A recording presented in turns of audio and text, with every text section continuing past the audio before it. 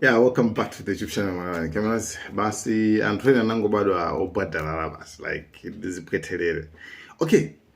Tinapanga video pampano mene Iran inalengeza kuona kuti maneighbors pano kwambiri chifuka nanga si minazo kwa zinza kupanga na affect ndi maiko manumo kumana ifema kama kati nangu kubwelera ndani sinango bwelera alendo amene masungawo achina ma US assets ngati ma barracks komanso ma embassy mpaka na zinabiza kuti maiko ndithu anatseka Kuwait chanu kwa anatseka basi ma embassy yo and ma American tuyaluza ndithu ma assets ochuluka kwambiri.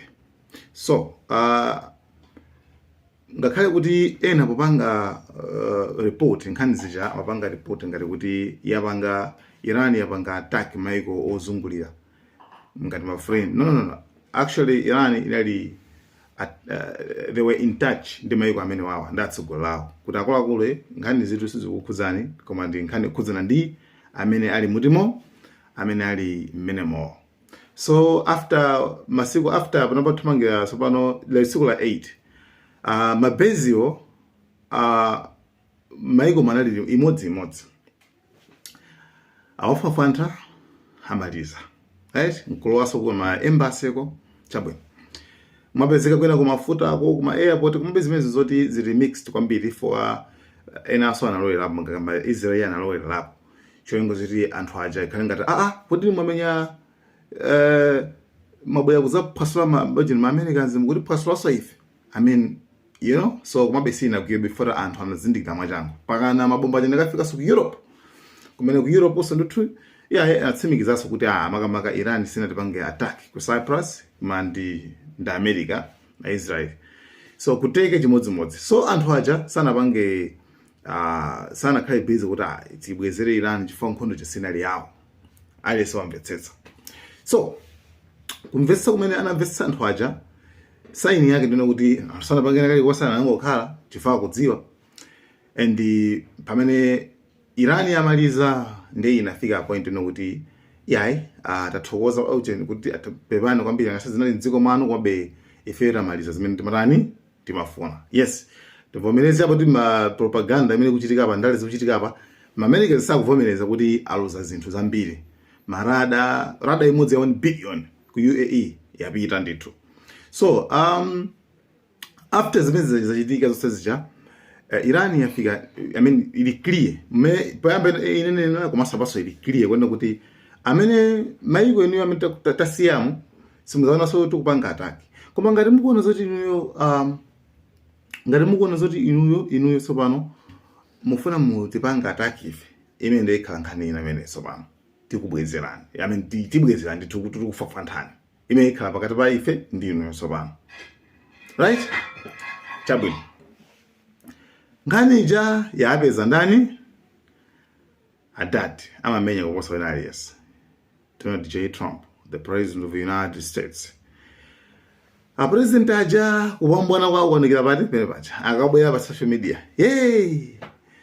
Iran yasalenda mura papa yapepesaso imapanga bole nzawo amene ali ku Middle East ndi yasalenda ndi kusanda kumene koko pisapazapezekaso opanga bole amafuna Iran amafuna ilamulire kose ku Middle East kose koma sizinateke nde mezi lima papa timenyaso kwambiri timenya ndithu. So by the way Iran since kuti yadziwaso kunzoti pali anthu ena aka amene akuvutika chifukwa chotsekedwa pa Strait of Hormuz pacha even ku Malawi and mafuta akwera maiko akwera Iran I think I'm not sure when kumana kuti pali akutsegula ngati sanatsegula koma atsegula pamalo pacha kuti mwina mafuta azikhala pakutani akuyenda Iran nachoncho koma kupatula masitima America ndakamadusana ndoti azizoti basi aphwasolidwa pebe mvana ena akhoza kumadusa. Remember poyamba Russia China madusa kale koma abatsegula ngati onse sopana kumadusa koma ya America samadutse. So America amana kuti poyamba nazanoti haife tudutsa madutsa aphasola ndaba basa atafuna duseso ndayankhula ndanawo kuti akulu senzo yankhula zimdutse tasenzo yankhulazo tadutsane tikuoneni ndezo beza kwana kuti basi to anthu aja I don't know kuti adutsa kubansa adutsa akuti awaperekeza akuti adutsa apa nepopo. So siri kudziwa kumano Iran yana kuti ndithu atsigulapo ndithu kuti at least mafuta awa ngasilenga fizi tikhudze ngati sizikukhudza. So indemezili koma message yomalizira inene Iran imene inanena ndino kuti ife pa message ife siriza salenda kama Americans, ife siri kusalenda, right? Ife siri kusalenda kama Americans, and kusasalenda kumene koko ndikuona kuti sitilola even kuti akatime nyaso tingoti akabayasa ndi mabomba ina asambekeza ngati fere tekhacherea nkhondo ikupitirira fa palibe ceasefire. Iyi ndi nkhani kuti one Iran ifuna ipange focus Israel America, you understand, komanso kupanga clear the hearts, clear ndi anthu amene ali around, komanso clear ndi yani ndi dziko lonse lapansi chifukwa alisa kuzozo kuti Iran inakhenga pakhosi wina aliyese panthu pa Strait of Hormuz pamadusa mafuta 20% ya dziko lonse lapansi.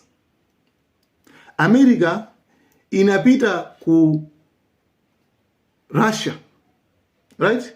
India ngwazo kuti basi Russia yatina kupasa na sanctions pacha basi tajo sama sanctions aminaja for 30 days kusukuli kusowa ntengo ugira, right? Asowa ntengo ugira rubina kokoto fondana na bila kupita kwa mtu amene anapasa ma sanctions kuti basi bwino basi niyo basi mafuta kagulitsane, meaning what? Osapanga magani bwanji kuti basi topira mamba chawo kwatsekera nditupa kombo watsekera kuti basi mudutsa apa ndikudusa nkwafa ufanda after kufufundidwa osapanga magani kupita asiyai koma kupita kuchani kupita ku Russia yayi basi ma sanctions za yosapo ine ndamugwisa mafuta zagulitsana. It's a sign, it made a sign ya defeat. Pera mundu maluza amena mpenda si gwira aba mpaka na magazi jebetsa pa maso barasha kajigena kuzijebetsa da basi but ma sanctions za tinakupasa ma sanctions za Russia kuti niyo basi gono manu igwe niyo tinakupasa njibale faja nkhondo ya Ukraine ndi Russia ndezi bro zimeje basi just up. I mean it's quite, I mean you understand what I mean. Ndeba na akabo yayi ifeyo basi babene papa ndife mapiki apa aliese message yo semina about Trump aliese jo go check the comments mukapange check aliese anodawulu ndujibwaza kwambiri inyo ndi mphonda balaso mphonda koma ndujibwaza kwambiri.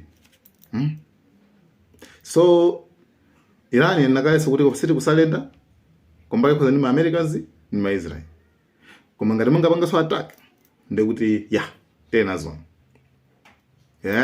so nkhondo ikupitirirabe sikuti abayata nkhondo ikupitirirabe. Iran ikuponya mabomba ku Israel komanso ma Americans ndi ma Israel akuponya mabomba kuchani ku Iran. Iyo amangofuna kuti alibe nawo zifukwa maiko amene ali around, alibe nawo zifukwa ndi dziko lonse lapansi kuti tikhengeke chifukwa cha mafuta. So guys, nkhani ndimene thank you so much. Malawi and cameras.